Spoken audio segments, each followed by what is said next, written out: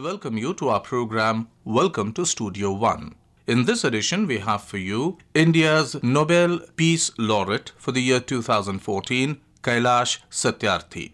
Kailash Satyarthi is best known as a child rights activist, and he was honored by the Nobel Academy for his pioneering work in this field. He is in conversation with Archana Datta, former Director General News, All India Radio. Mr. Kailash Satyarthi, welcome to All India Radio Studio One. You are a change maker, a global campaigner, mass mobilizer, a writer and recipient of numerous awards and accolades, including the Nobel Peace Prize. Mr. Satyarthi, we have come to know that you have given up a promising career and devoted yourself way back in 1980s for espousing the causes of distressed children. I mean, what prompted you, what experience, what inspired you to fight for the causes of the children all over the world, in India in particular? Thank you, and thanks to All India Radio, and I am especially thankful to all the young people who are sitting in the audience today. I'll share two incidents instead of one. One you can call spark, and another one you can call the torch. So the first spark or ignition came when I went to school on the very first day. I was about 5.5, 6 years old. I saw a cobbler boy outside my school gate, and it has stuck to my mind that why he is sitting outside when all of us are going to school. So I entered in my classroom looking at his empty eyes, because he was hoping that somebody will give some job of shoe shining for him, but we were all wearing new shoes, so it was not possible. So I sat in my class. After short introduction, when my turn came, I asked my teacher, we used to call him Masab. So I said, Masab, teacher, why a boy is sitting outside and not with us in the classroom? So he was quite surprised, because it was not so common that a child asks such questions on the first day. So he said, sit down and be quiet, because this is not uncommon. Poor children have to work. That was not satisfying for me. I spoke to my headmaster and some of my friends and then my parents, but more or less everybody answered in the same manner, that poor children have to work to earn their livelihood. But every morning and afternoon when I went to school, I saw the boy again. He was sitting along with his father and looking at us, and that made me angry and curious. So I started gathering all my courage, and one day I stopped for a while and went straight to the father and son. I said, Babuji, why don't you send to school? And then he answered, no, how can I become Babuji?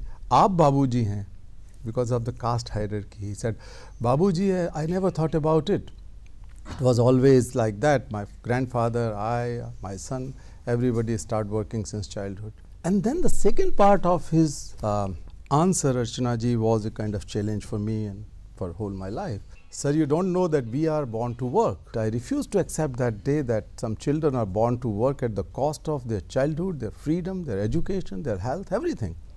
And even today I refuse to accept now those norms which are set in the society that create some sort of discrimination among ourselves, that some children are born to work and we are born to dream and do something great. So that was opening up my eyes in a way.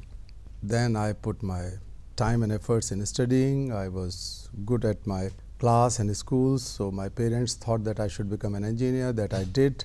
I passed out as electrical engineer, and then I did my further specialization in transformer design. Then I taught in the university for about a year and a half, but it was not so close to my heart. I was making up my mind that one day I'll give up the career and want to work for such children. But the conventional wisdom about it was to do the charity for poor. And that was also not convincing for me, that charity does not solve the problem. So I have to think some other way. Unfortunately, by that time, child labor, child slavery, servitude, these kind of phrases were not heard. There was no Indian law. Law was enacted in 1986 only. There was no international convention to protect the rights of the children. The UN convention was adopted by the General Assembly only in 1989. But in 1980, I gave up my career as engineer because I could not work with that. And I followed my heart, I followed my passion, which I do follow now. So I decided to do something, and I started with a magazine. Its name was Sangharsh Jari Rahega, Struggle Shall Continue, in Delhi. And one day, a desperate father came to my office whose daughter was about to be sold to a brothel.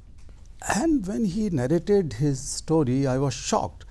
He said that 17 years ago, he and his newly married wife and a couple of other people were taken to work as brick kiln workers. They started working in brick kilns in Punjab. They were lured away from Aligarh, from a village. His name was Wasal Khan. So Wasal said that, and he was crying all the time, and he said that, please say my daughter Sabo, about 15-year-old daughter, was about to be sold to a brothel. She was born and grew up there. So he was very desperate. So when I was writing it, I decided that writing is not enough in my magazine. I have to do something else. And I started thinking that if she was my daughter or my younger sister, what would I do? I will not write the story. I will turn the whole world upside down in whatever manner I could. So I gave up my pencil. I decided to go and help him. I called up some of my friends. I asked my wife, Sumedha, to spare some ornament or something so that we can sell in the market, and hire a truck or a lorry and a car to go all the way to Punjab in Sirhind, where they were confined. We did it. And we were beaten up. We could not free them. We had to come back again. But India had a good legal provision, that is habeas corpus. So one of my lawyer friends suggested that you can go and use that in the High Court of Delhi. So we did. And finally, we have rescued all 36 girls, boys, women and men. And when I was bringing them back from the High Court to my so-called office, small office in near Mandi House, that was not too distant, I could see freedom. I have read about Mahatma Gandhi, I read about Bhagat Singh and Chandrasekhar Azad and Subhash Chandra Bose and Nehruji, and who did Ashfaqullah Khan. But that was the first realization of freedom in my life, and I could feel that I am freeing myself. I could feel that I am freeing my nation, I am freeing my motherland, I am freeing my country by freeing some children, because they are real India. If they are enslaved, then India is still in slavery. That feeling came to me on the very first day, and then I never looked back. So it was a long journey, but it began from that. These are the very touching instances, you know, the stories of inequality, deprivation, and you became a activist, campaigner, espousing the causes of those deprived children, children in distress. And I mean, that was the pre-CRC age 80s, when the convention is yet to come. Yeah. And way back in 1980s, you found that Bachpan Bachao Andolan, and the magazine that you were mentioning, Sangharsh Jari Rahega. So how was this long journey for several decades, your experience in Bachpan Bachao Andolan? You brought smiles to many faces. Well, it began from ignorance. People had no idea about it. People considered as the part of their day-to-day life. As for ages, for centuries, the discrimination against women was the part of life. Even today, we have not overcome it. But for centuries, there was nothing like women's rights. But the world has changed. So was the situation of children. So the big thing was ignorance. And then denial. When I started bringing such cases of Sabo and others, people said, no, this could be an isolated case. So denial. And then there was a situation where retaliation came. When they could not stop my voice, they reacted. They means the mafias, the criminals, traffickers, slave masters. They started retaliating violently also. I lost two of my colleagues. One was shot dead, one was beaten to death. I have injuries and scars in almost everywhere on my body. I have my left foot broken. My right shoulder is also broken. I cannot lift it as I can do with the left one. My backbone has injuries. My head has injuries. So it went on like that. But I never gave up because I tasted the freedom, and it was divine. The freedom is divine. So I knew that we are born in a country where our great heroes and heroines made supreme sacrifice for freedom. So let us complete it, and we cannot stop it. So without making much noise or without wasting my time in publicity or PR and these kind of things, I decided to keep on working. We started freeing children, but also later on we realized that there is a need of serious policy interventions and policy changes. We had to fight for a new law. I could recall these areas, those days, close to the parliament. We were allowed to come and demonstrate just in front of the parliament gate. So we were knocking parliament gate in early 80s and demanding that there should be a national law, an Indian law to combat child labor. So it was a fight those days, and we went on and we succeeded in the enactment of law in 1986 against child labor. Then we realized that India's constitution does not have education as fundamental right. We organized long march from Kanyakumari to Kashmir to Delhi in 2001 with this single demand that India's constitution must be amended, and finally it has been done, and constitution was amended, education became fundamental right, shifted from the state policy directives and so on. So that was a great success. So the policy thing, but the global policies changes were also needed. We planned to organize a long march from 3 corners of the world, from Sao Paulo, Africa, Latin America, Manila, Asia, and South Africa, Cape Town. And all these marches went across 103 countries. We covered 80,000 kilometers distance physically, which was double than the periphery of the earth. And we built a momentum against child slavery, child prostitution, use of children in wars and conflicts and child soldiers, etc., and child labor. And eventually 71 presidents, prime ministers, kings and queens participated in it. Beside about 15 million people, children, men and women, young people participated. And the result was the enactment of a new international legislation. And in the memory of the global march, the International Labour Organization in Geneva has built a monument. And in front of all ILO buildings in the world, including here in Delhi, the ILO office has a monument of a child who is leaving behind the tools and carrying a school bag and running fast. Yeah, I've seen that was the symbol. So that was the global march symbol, which has been built as a monument everywhere. But we had a law. So since then, the number of child laborers in the world has decreased from 260 million to 168 million. In 15 years' time, we were able to do it. And so it's a long journey. It's a long but journey, but I always believe that, and young people must believe in it, that those who clap, as you were clapping now, or those who just criticize sitting on the fence, they do not create the history. They may write the history, but they don't create the history. History is created by those young people who have courage to jump inside the ring without caring they will fail or succeed, but they jump into it. So we have to create the history, just not sit outside on the fence. Yeah, Mr. Satyarthi, you were not an armchair critic. You not only not criticized, but you really fought tooth and nail, and you were in the forefront of this global campaign against child labor, rights of the child, when the CRC has not yet been adopted. And you could rescue during the past several decades more than 80,000 children in distress. So it has become a successful model for emancipation of a child. And you brought smiles to many faces. You know, you have made their life a different place to live in. I mean, it's a wonderful experience. Can you tell us, I mean, how the children, how it has become a successful model, how you rescued those children in different situation in India, elsewhere. So it has become a model for everybody. Well, a lot of credit goes to my colleagues, even those who sacrificed their lives. So I always remember it. It's just not because of Kailash Satyarthi. It's because of all my young colleagues who have helped in all those years. So 85,000 children have been freed from slavery, and we have that record.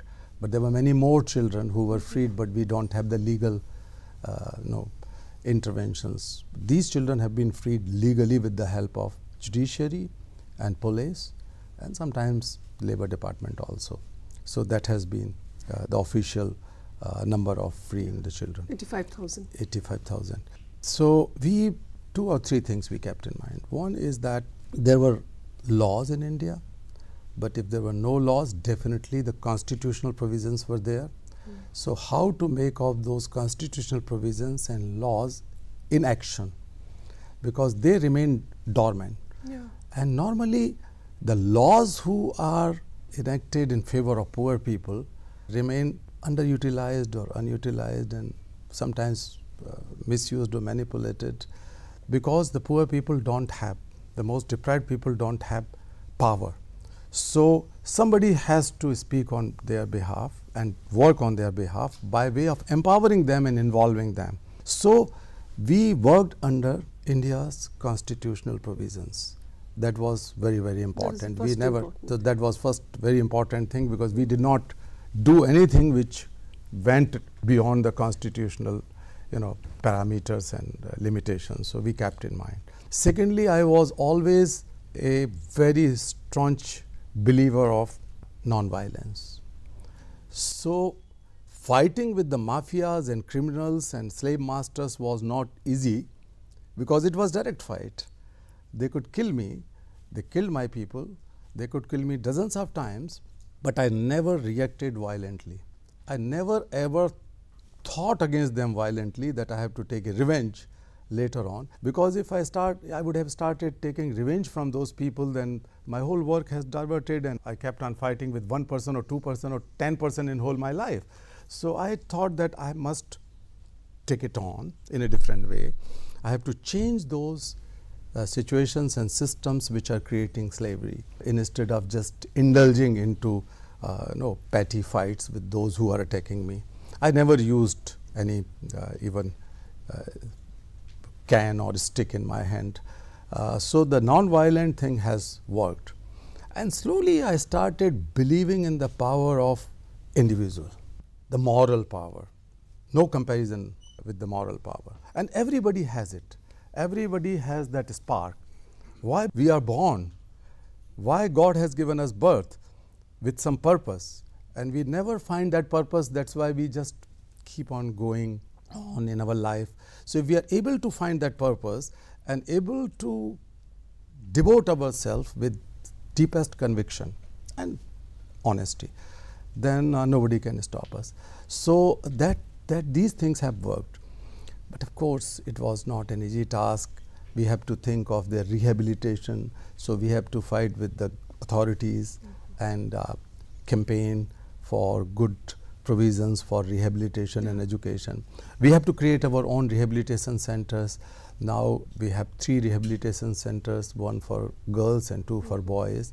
Mukti Ashram in the outskirts of Delhi and Bal Ashram in Rajasthan. So the rehabilitation was major thing. We have to work with the politicians across party lines.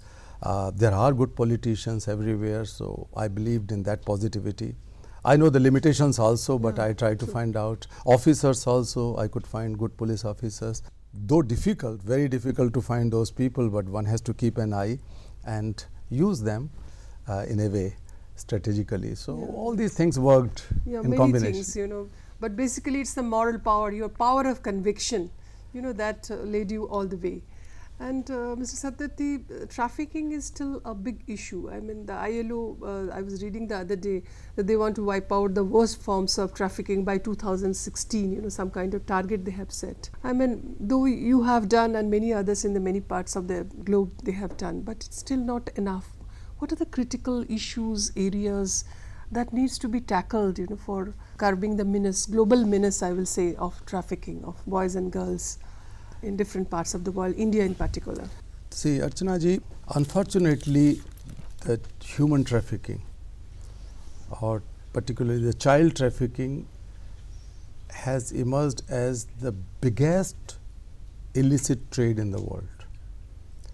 According to new statistics, it's a $150 billion industry annually. $150 billion. So thousands of crores of rupees. It has surpassed two other illegal trades, that is small firearms and drugs. Human trafficking has surpassed both of them. They are about $50–60 billion annually.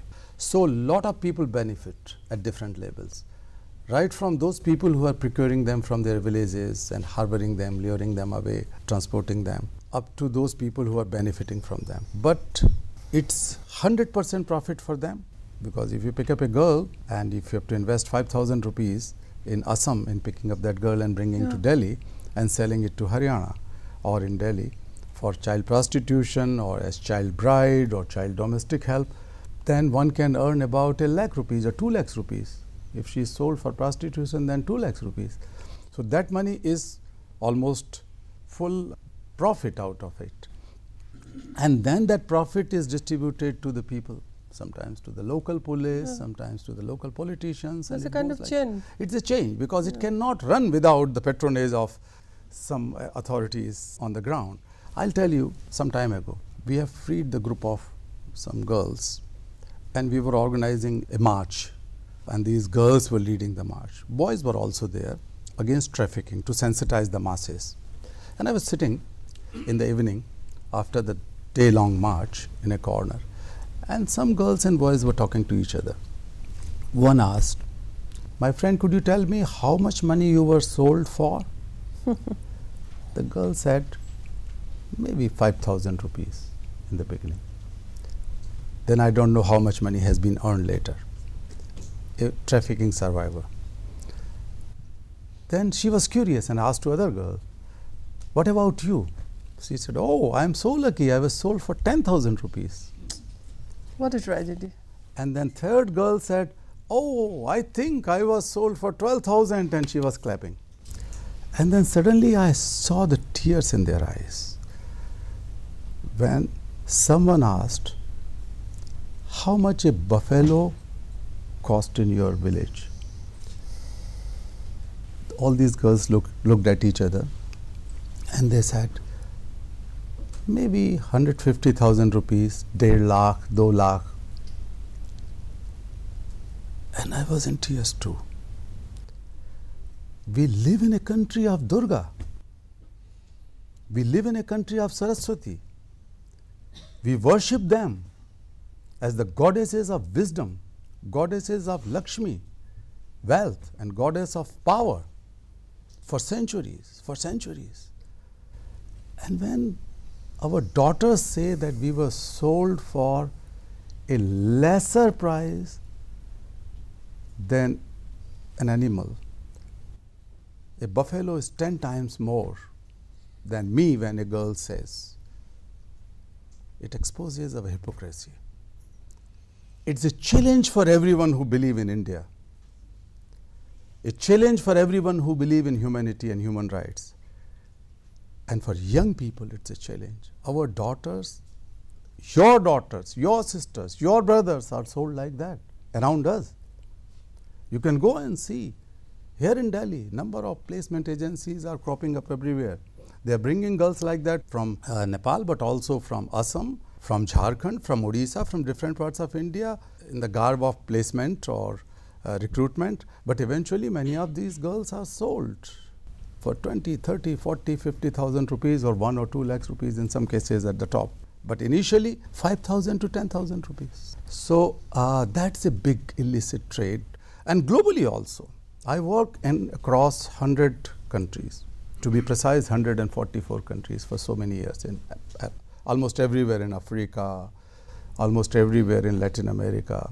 I work with the grassroots organizations, and now the God has given me more opportunity to work with the top level, with the prime ministers and presidents, to influence their policies and see that the things are improved. So that is the case. But 2 or 3 things are important to answer your question precisely. One is that we still lack global political will. Children are not our priority. Young people are not our priority. Sometimes we see that the young people are the problems, not the solutions. We have to change that mindset globally. Yeah. That's a big challenge. Secondly, we don't invest enough in it, in the children. Look at the scenario. Just 3.5 days of global military expenditure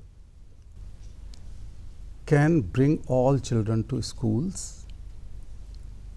It's just $22 billion annually needed to educate our children annually in primary. And altogether, $39 billion every year can educate children up to higher secondary or intermediate. It's not a big deal. 3.5 days of military expenditure. It is just 1/5 of what Americans spend on tobacco, or 1/6 of what Europeans spend on cosmetics. So it's not a big deal. What we spend in overseas development aid for children's education globally, that is only less than 4% of total overseas development aid. So children are not our priority. And that is something which is needed. If the children are not in our priority, the youth can never be our priority. And if the youth are not the priority of any nation or the world, then the world is not safe. Good afternoon, sir. Myself, Dr. Tanushree Chawla. Sir, the talk was very heart-wrenching as well as enlightening. But I had one question that we see a lot of beggars, young children begging on the streets. We sometimes give them qualms just to console our conscience maybe. But what can we do on ground to help them? Like, what can I do? First of all, you should not give them any anything. I believe that. Because these people, these children, or sometimes even the adult people, they are not entrepreneurs. They are not doing their own business. They are forced to do like that because they are the victims of forced beggary in most cases, because the money goes, or even the small things go to those mafia, those gangsters who are operating. So first of all. And secondly, to solve this problem systematically and systemically, we are working with the government very closely in the formulation of rules of this new Juvenile Justice Act, because this juvenile justice law is not dealing only with those adolescents who are in conflict with the law, but also to ensure care and protection for all children. That's very, very good part. This new law is very good. So we are working closely with that to ensure that such kind of things must not happen, but more importantly, their rehabilitation part should be taken care of it. And we are also working on and demanding the unique identity for every child, because these children who are begging on the street must be missing from other part of India. And you know that in our country, 7 children go missing every hour, according to government, NCRB, what we call the National Crime Record Bureau. 7 children go missing every year.